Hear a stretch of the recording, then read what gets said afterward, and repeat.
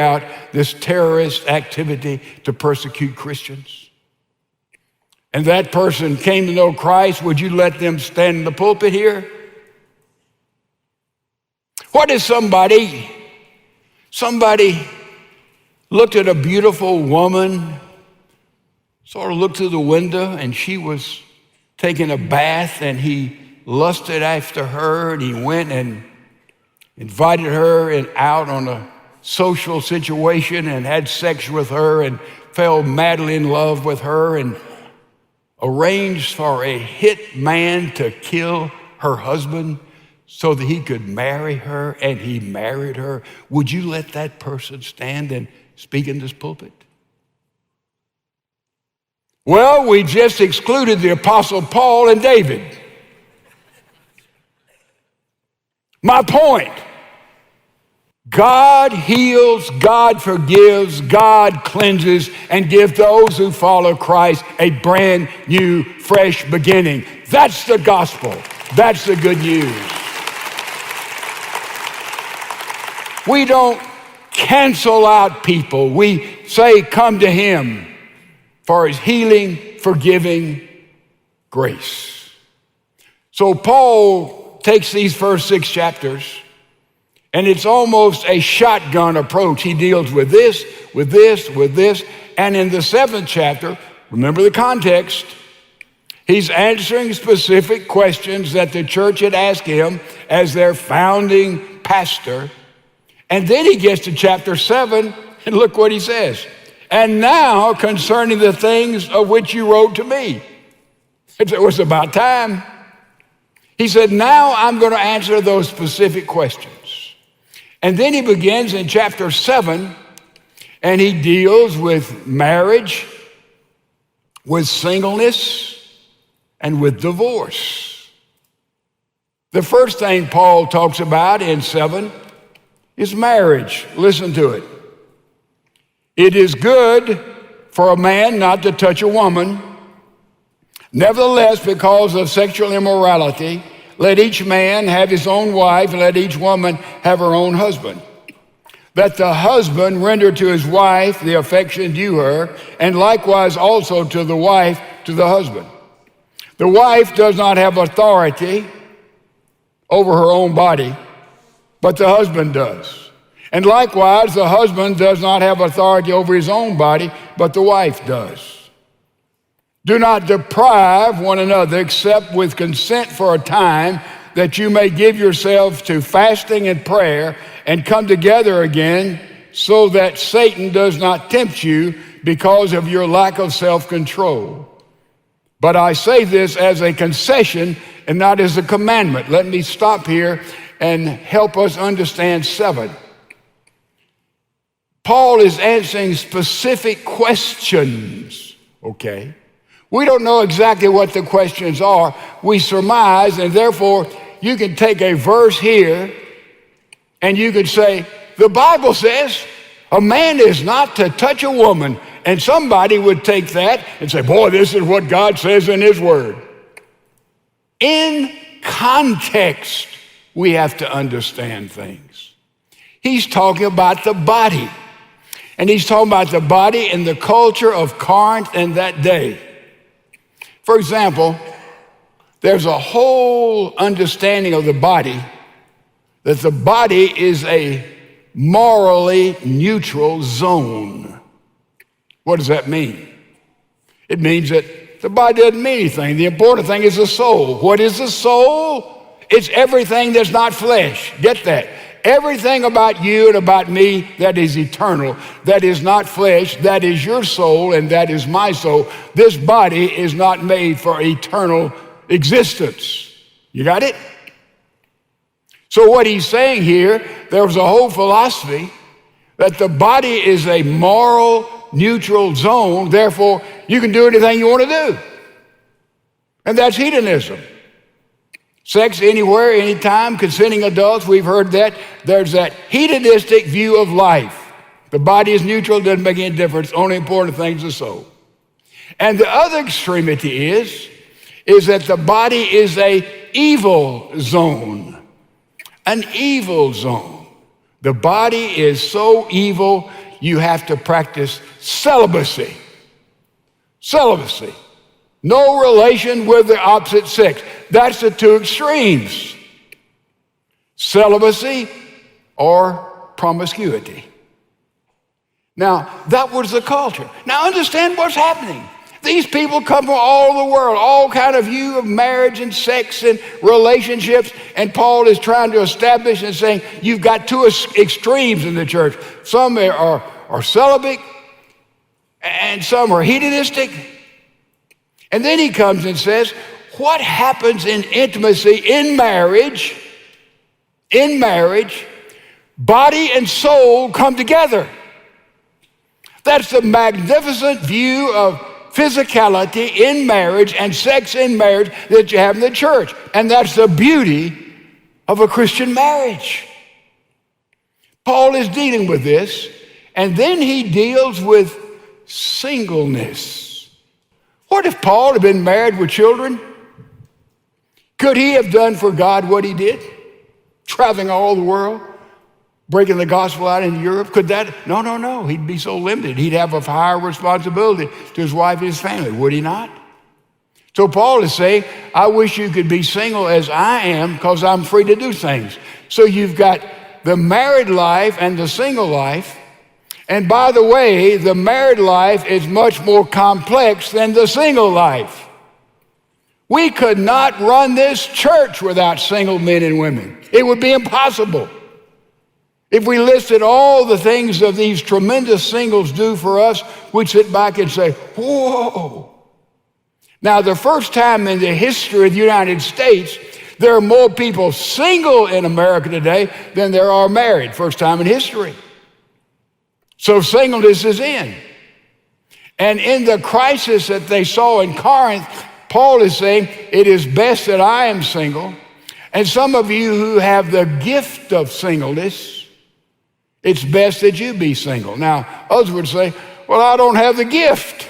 I don't have the gift of singleness. I want to be married. But then we understand spiritual gifts. Follow me carefully. I do not have the gift of hospitality in the sense that I love preparing all of that and cooking and doing. A lot of men do. I just don't have that gift. I like people. I like to be people. I like the conversation that goes around hospitality. But the gift of all the preparation, that's not me. But many times I have got into hospitality preparation and doing things and preparing things. I didn't like it because it was my duty.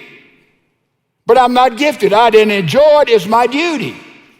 So you may not have the gift of singleness, but at this time it is within you, your capacity to be pure and chaste and to be single. This lifestyle is blessed of God. The married lifestyle is blessed of God. So that's important that we understand the whole thing of singles. Let me say to those who are single, whether you're divorced or widowed or you're never married, handle your dating relationship biblically and sensibly. I suggest you read C.S. Lewis's book, Four Loves. It's a little dated, but C.S. Lewis talks about 4 Greek words that can be translated love. He talks about eros, that's sexual love and attraction. He talks about storge, that's an affectionate kind of love you feel, an affection there. And he talks about agape, that's that total committed love that you have in marriage, total commitment. Then he talks about phileo or philos, and that is that friendship love that you have. Philadelphia, city of brotherly love. Philos, 4 loves. Now, if you're single and you go in a room and there's 7 or 8 people in there of the opposite gender, okay? And you're single, who do you tend to gravitate to? Probably, be honest, You would gravitate toward the chemistry, toward the eros, or maybe toward storge, somebody who'd be warm and affectionate. You go that way. And that's where people make mistakes. We start off with that attraction, that chemistry, that eros, that storge, and all of a sudden we approach this relationship backwards. We need to shuffle those loves and take in dating and relationship, if you're single, eros, sexual love, and put it to one side. And what do you look for in that room of eligible singles that you're in? What do you look for first of all? You look for phileo, friendship. You're looking for somebody who would be your friend, your best friend for the rest of your life. That's where you start. It's true in Genesis. God created, it's good, it's good, it's good, it's good, it's good, it's good, it's very good. Then he said, it's not good for Adam to be alone. Okay. What's Adam's problem? He's lonely. What's the answer? Eve. What does God say in their marriage? Leave and cleave. He doesn't start off with be naked. You start with friendship. If your wife, your husband is not your best friend, if you've got somebody, that's a better friend than you are, you're in trouble. Start with friendship. And then you get the order of these loves right. You start with phileo, philos. You start with friendship. And then that friendship warms, it becomes storge, it becomes affection. And then finally it becomes agape, and then you make that commitment, everything you have, highest priority of your life, total commitment of love, and then comes a total expression of eros. You get that backwards and you will be fouled up so many times. Not every time, because we know today divorce is in decline because there's so much cohabitation. Let's live together and we'll see if it works out. Those who cohabitate, they get married about 63% of the time, but only about 36% of those marriages last. So if you want your marriage to last, you don't begin with cohabitation. You don't begin there. So what am I saying? I'm saying that the sexual relationship in marriage is expression and celebration and sacred. I'm saying outside of marriage, it is zero and null. I'm saying in dating relationship, you're looking for somebody who will be your best friend and confidant in your life, because marriage is dangerous. Your mate can completely reprogram your life and your self-image. If you get married and you think, I'm fairly intelligent, and your wife and husband says, you are stupid, you just can't think clearly, that mate is reprogramming you. And they can reprogram you positively or negatively. They can say, man, I think that you have this and you didn't know it, and it works both ways. Ladies and gentlemen, marriage is the biggest decision anybody makes outside the decision to receive Jesus Christ. So make sure, if you want your marriage to sing, we've been talking about that for about 5 weeks now, go back and listen and study, and it'll work every single time. We talk about singleness. Then we talk about divorce. And what happens in divorce is a devastating thing, because remember, I've already told you, what is divorce? It is suicide. Two become one and that one dies. That's divorce. It is suicide. So we look at the Bible and we say, well, what does God say about divorce? And I want you to see, God says there are three areas in which God speaks clearly about divorce in several different passages. Number one,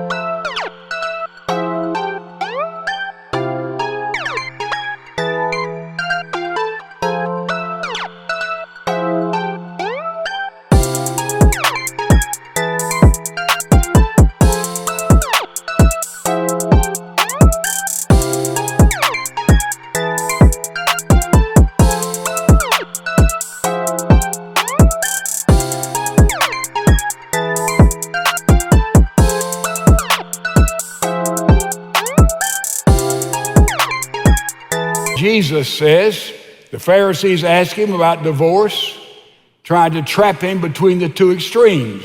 Remember the extremes of that day?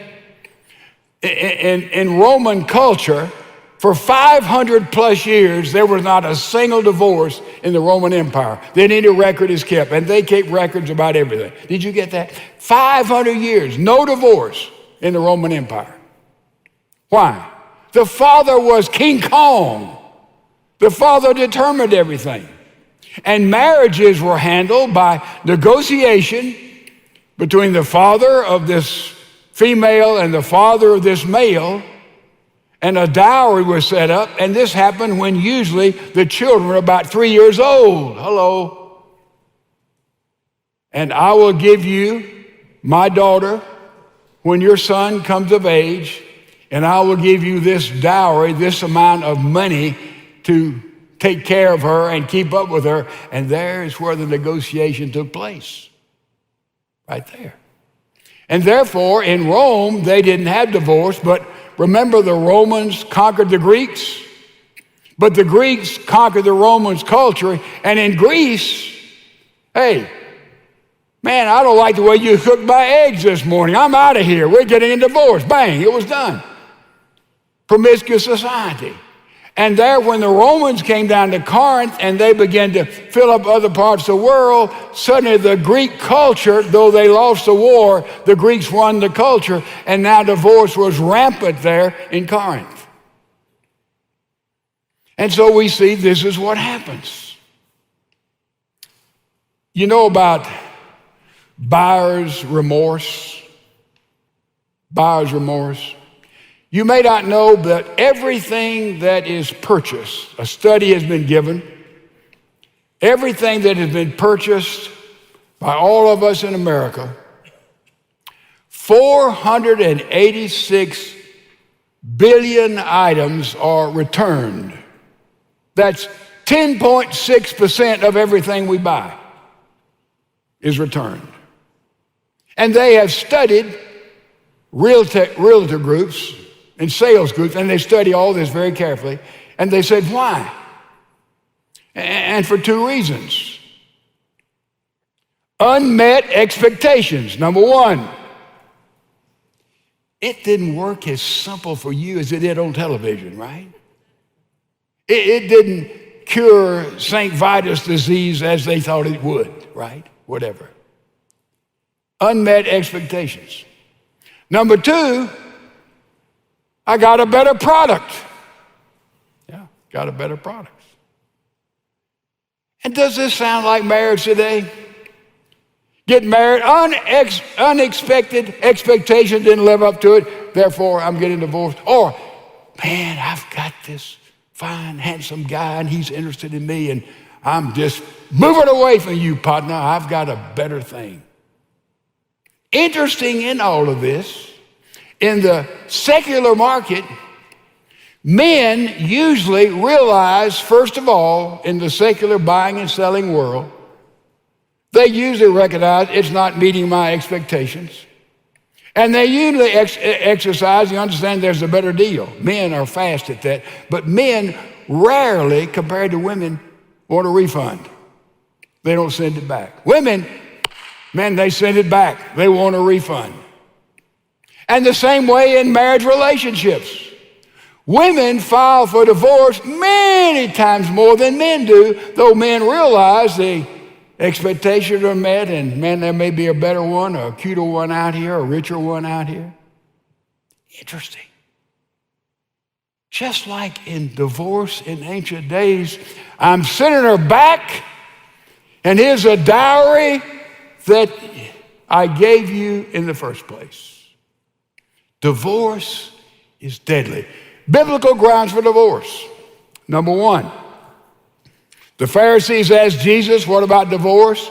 Jesus says, no divorce except Matthew 19, for porneia, for sexual, for adultery. But the Pharisees wanted to trap him. They said, ho, wait a minute. Moses said all you had to do is get 2 witnesses and give a certificate and you're divorced. And Jesus says it was not like that in the beginning. Divorce takes place now because of hardness of heart. Hardness of heart. What in the world is that? Dispute with your wife, your husband. There's a bruised heart, right? We all know that. Then it sticks around for a while, and that bruised heart becomes a cool heart. We talk, but it's very formal. Oh, certainly, I'll be happy to do that. It's a coolness, you know. Don't sit there so pious. You're with me, I know. There's a cool heart. And then that can move to a hard heart, arguing, fighting, blah, ha, ha. And then it can move to an apathetic heart. That's a really big problem. I don't care what he does. I don't care what she does. I'm bad. But a hard heart. Jesus said this is allowed because of marriages. There comes this hard, ungodly heart, and it's expressed through adultery, a grounds for divorce. And then Paul elaborates on this in our passage.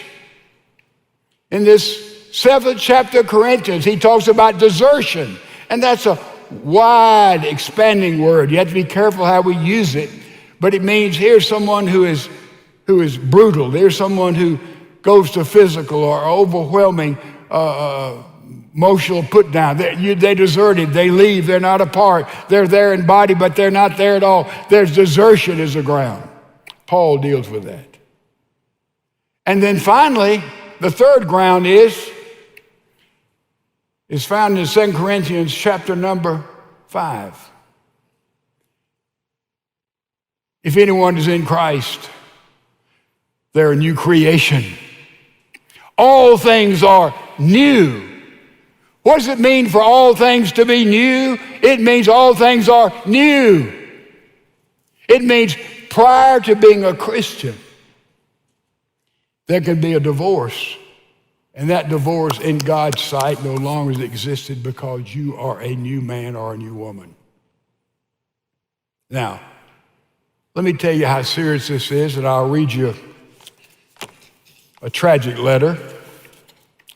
I'm one of those sorry, blankety blank, profanity, that cheated on his wife of 20 years and 2 kids with her best friend. I married the best friend the day after my divorce was final, and I regretted it ever since, every second of my life. Yep, you get what you deserve in this life. My divorce regret is immense. I would give anything to go back in time, knowing what I know now, and love my first wife like she's never been loved, honored, appreciated, respected, or admired in her life. But I can't. I've fouled up beyond words.